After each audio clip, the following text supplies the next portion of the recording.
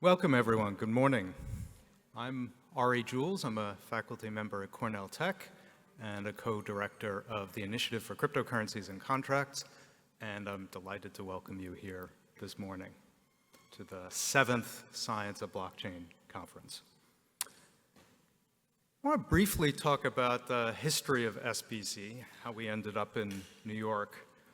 If you'd used the acronym SBC back in 2017, you were probably referring to the Scaling Bitcoin conference, which took place in that year at Stanford. But also in that year began another conference, which came to be known as the Stanford Blockchain Conference. After a couple of years, I spoke with Dan Benet about the Initiative for CryptoCurrencies and Contracts, partnering with Stanford to support the conference, and eventually having the conference move to another location, at least for some period of time. And so SBC became the Science of Blockchain Conference, which was held at Stanford in 2022, 2023. This year, of course, the conference has moved to New York City. We are additionally partnering now with the Berkeley RDI, and next year the conference will be located at UC Berkeley. So as you can see, over the years, the scope of SBC has gradually expanded. Who knows what SBC will stand for in 2030? Perhaps it will be the Supersize Blockchain Conference, or maybe, if we get really ambitious, the Supplanting Banks Conference. These are unlikely, though, because the emphasis of SBC is on technical content. We ask speakers to give technical talks, in large part because SBC fills a gap left by industry conferences, which tend to be rather marketing focused. Here, talks are scientific in nature, and the goal of SBC is to bring together those doing cutting-edge research in both academia and industry with practitioners, with developers, engineers, and others in the community. There's quite a bit of demand for technical content, as it turns out. This year we have about 1,500 people registered for in-person attendance at the event. I'm serving as a program chair along with Dan Benet, who began the conference, and with Dawn Song, who will be the main host next year, as I mentioned SBC taking place at Berkeley. It's become quite a competitive venue, right, where it's about as difficult to get a presentation accepted to SBC as it is to get a paper accepted at a top-tier technical conference. We had to reject quite a number of really high-quality presentations simply because there wasn't enough room in the program this year. But we have 29 peer-reviewed presentations being presented here, along with 4 invited talks. If you don't have an opportunity to present in a regular presentation slot, but would like the audience to hear about your work, we have a lightning talk session, which I'd encourage you to speak at and/or attend, as taking place midday tomorrow. People will just line up next to the stage. There's no formal process to register your talk, and you'll be called on stage by the session chair, Joachim Now. If you have questions, you can ask Joachim in advance. I'd like to thank our program committee for poring over hundreds of papers to form what I think is a really excellent bang-up program.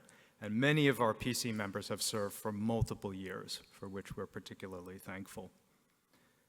I'd also like to thank our generous sponsors who have enabled us to keep SBC free for attendees since its inception. So thank you to them. You see them displayed on the screen there. And I would like to offer special thanks to those who have organized what is this year particularly a logistically complicated event seamlessly, particularly Juana Gehrman, who has been responsible for ensuring, a round of applause for Juana, ensuring food magically appears, rooms magically become available and so on and so forth. There's a lot, as you can imagine, happening behind the scenes to make that happen. And I'd like to thank also the IC3 staff who have made the event, as I said, a really seamless one. And the many students from the Cornell and Cornell Tech Blockchain Club and the Stanford Blockchain Club, volunteers you have seen out in the hall at the registration desk and circulating elsewhere too. Now, last year, Dan Benet indicated a few things, local attractions, things you could do if you had some time on your hands. Challenges in New York, there are about 800 within 15 minutes of here. If you're from out of town, I thought I would mention just 2 things to do, if you're so inclined. One is a visit to Central Park. As it turns out, we're just about a 15-minute walk from the park, and the park can be quite nice at this time of year. A 15-minute ride from the venue on the other side of the park is the Metropolitan Museum of Art, which is one of the great art museums of the world and a personal favorite as well. So just a short ride away is this other really worthwhile attraction. Yeah. The program runs the entire day from 9 to 5:30 today and tomorrow. It ends a little early on Friday to help people catch their flights, running at 4:30 on Friday. For details, please visit the conference website. Breakfast and lunch are served outside, just over there. We will also have an opening reception for the conference this evening, additionally over there. There are a whole bunch of side activities, literally dozens of things happening in the evenings, satellite events, and so on and so forth. If you'd like to explore those, there's a link on the conference website. I encourage you to visit that. There will be a closing reception on Friday. That will not be taking place in this building. That will be taking place at the Forum on the Columbia campus. You will need to register for that. There's limited space for that event. Finally, just a couple of administrative things. We don't have any overflow rooms. This room is it. It's a larger room than we've had in past years. All right. There is a streaming link on the conference website available if you are unable to make it in person on subsequent days.